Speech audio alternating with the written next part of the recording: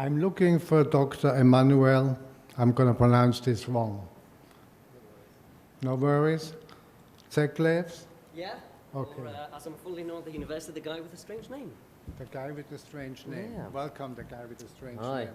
Thank you. It's a great pleasure to be here, and I'll be talking about playful urban design for community public health.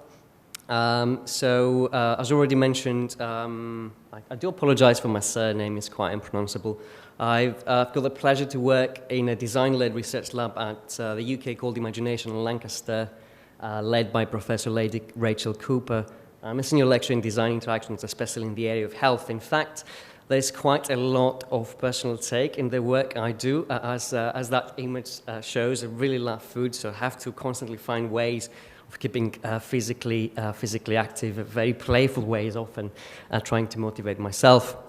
I've been quite fortunate recently to have some of my work in the area of design of playful interventions in health to have received the media attention. And I also blog about playful design in the workplace and quite often in UK newspapers about the design of technologies in health. My aim for today is to introduce briefly a project called Active Parks, look at the challenges we faced, talk more about playful design and present some other examples from within Europe, then move into the process of how we went about the actual project and offer some recommendations based on the literature but also the lessons learned. Now, Active Parks was a collaboration between the local city council at the small city of Lancaster in the north of the UK, the local NHS Trust and the community. The aim of the project was to, in fact, co-create an interactive and playful health trail, but specifically aimed for non-active users, so sedentary and especially older people in a fairly deprived area of Lancaster. There's quite a lot of body of evidence and has been highlighted in the previous talks about the contribution of green spaces to the health and the aging process. I'm not going to go into that. But unfortunately, a lot of the infrastructure we currently have in the parks, there tends to be for people who are already active, already into fitness, and there's very little for sedentary and older users. There is some outdoor equipment, but it tends to be quite expensive, and at the end of the day, they tend not to be used for the groups they've been designed for. Also, a question we actually ask ourselves whether we will be designing for the local community, whether we'll be designing with the local community, and that has a lot of impact on the outcomes of the project. And I'll be talking more about that in a sec. And we've decided to go with the playful design concept. I mean, play is one of the main drivers of the human cultural development. Play entices exploration, creativity, instills competitiveness. The most important thing is that it entertains and it allows us to escape from the realities of the everyday life. And playful design is defined as the use of game thinking and playful elements in the design of user experiences, but in non-game contexts. I mean, playfulness is very important, and if you think back to the moment when we were children, play and being playful is how we've explored the world around us, whether it was creating make-believe worlds, frolicking with our dogs, playing balls with other people. Unfortunately, though, as we grow old, we tend to distance ourselves from playfulness and adopt the linear problem solution adult mindset. I really like this quote by George Bernard Shaw that we don't stop playing because we grow old because we stop playing. And in fact, again, there is a body of evidence suggesting that playfulness can have an active contribution to healthy aging and to promoting an active way of living. So the question is, why aren't there a lot of projects doing that? Which is a very, very good question. I'd like to present very briefly a few projects that incorporate playful design in urban spaces in the area of public health. One of them is actually called Quick, and it comes from the city of Eindhoven in Netherlands. As you can see, this is a something that centers around an elderly care facility. And basically, a group of designers, along with therapists in the community, they've used existing infrastructure that you find in a park or in the street to create an exercise route. And it was also quite an economical way of achieving that. I'm trying to play a video here, but there we go.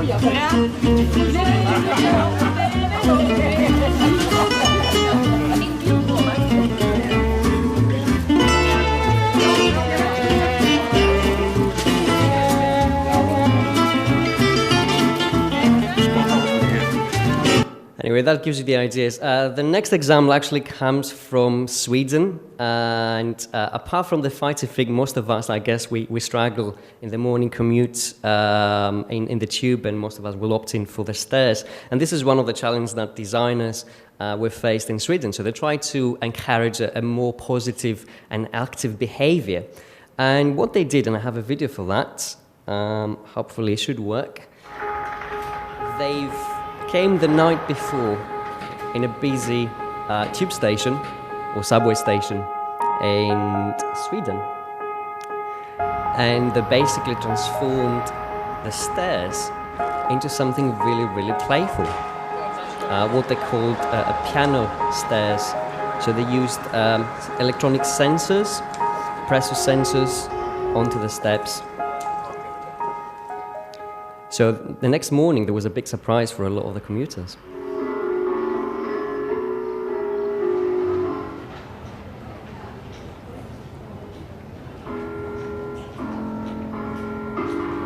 Some of them were skeptical, some of them didn't care, some of them were really playful and enjoyed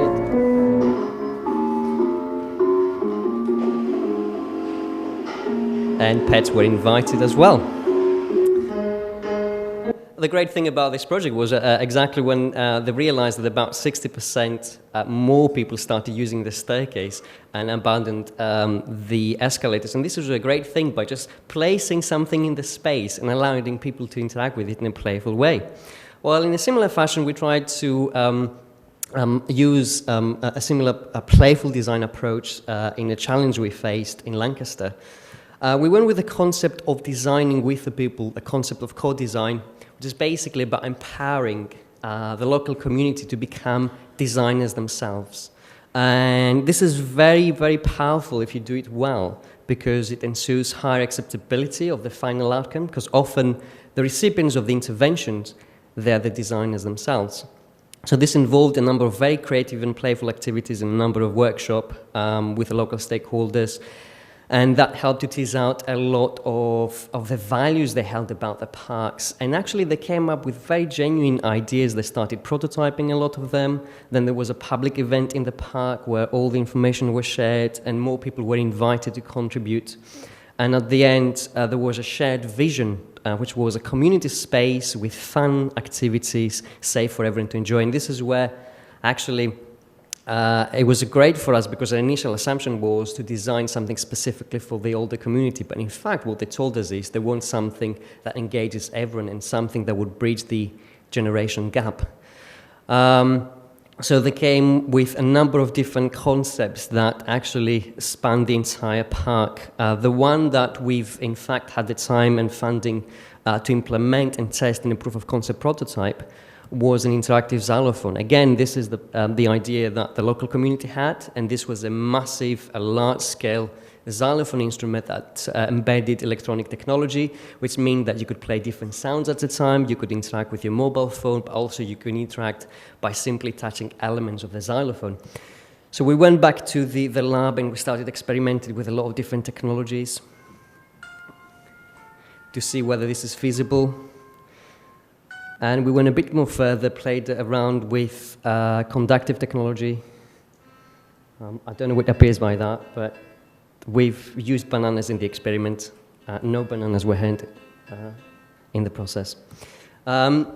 And of course, we then went into the make-of of the actual artifact and then took it into the park and installed it in order to gain feedback. And you can see the different modes of interaction here. The great thing is that you see people across different ages interacting. There was an event at the park, I have to say, we don't always dress like that in the UK on Saturdays. Well, sometimes we do.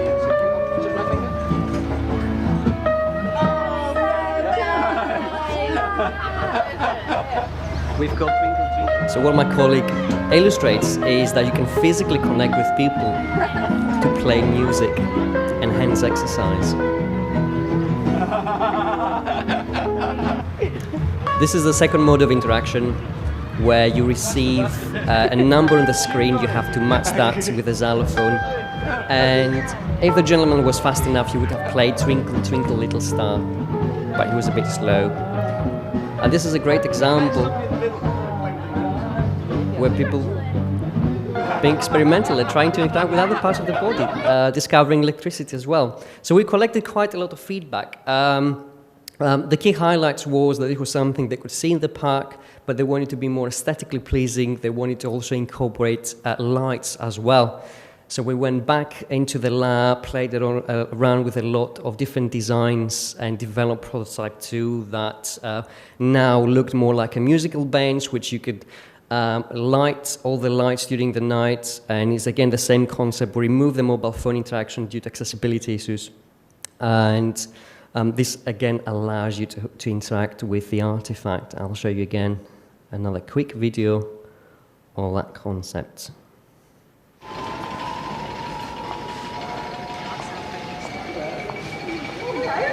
In fact, this is a musical instrument, so people who were quite musical, they would be able to play actual tunes. This is a great thing. Stretch, stretch.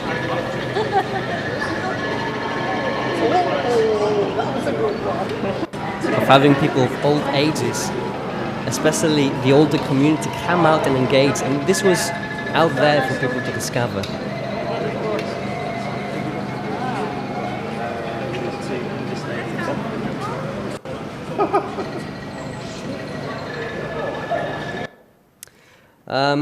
Actually, we had some people that were even more playful, as this gentleman here.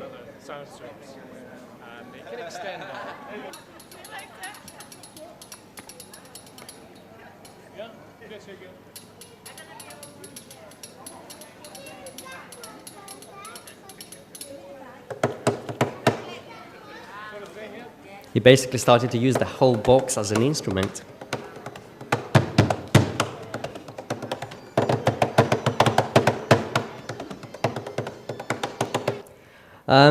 Basically, the entire design process, the outcomes, and all the videos that were documented in a design report, which is freely available in the project website. And this is also used currently by the City Council in order to bid for funding from the government to incorporate that.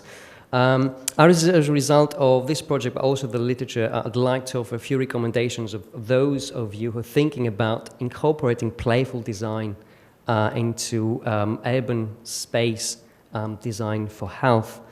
So I'm going to go through these very briefly. The first one is obviously we heard before about making sure that about the connectivity you mentioned before is very, very critical, that we have fun ways that encourage everyone in the community to participate. It brings everyone together in terms of casual physical activity. So everyone feels part of the community and is an epicenter, if you like, for socialization. A very, very important lesson that we found is that playfulness is ageless. In fact, the older the users are, the more playful they are, the more fun they have with it, the more they will engage, the more willing they would be to exercise without actually realizing it, and therefore adopt positive, active behaviors. It's very crucial to design activities that are aimed at bridging the intergeneration gap, and this is where music actually is a common base that can help that happening, and again, in an entertaining yet instructive way as well. And it was great to see that happening through this project. Very, very important. If you're looking for physical exertion, stretching, and movement and exercise, then you need to go for very large-scale multisensory designs and accommodate for different types of users. And very important is try to incorporate as many senses as possible. Touch, audio, and visuals are actually quite important. Further on, again, we heard about that, to make sure that you link spaces and places and play together, not only in terms of the aesthetics, but also in terms of the culture and the history of the place where these are installed behind. When it comes to creating, if you like, enabling playfulness, you need to make sure that then we're talking about a safe place for play and exploration, and we have to learn lessons from the way that toddlers and young children actually interact with play.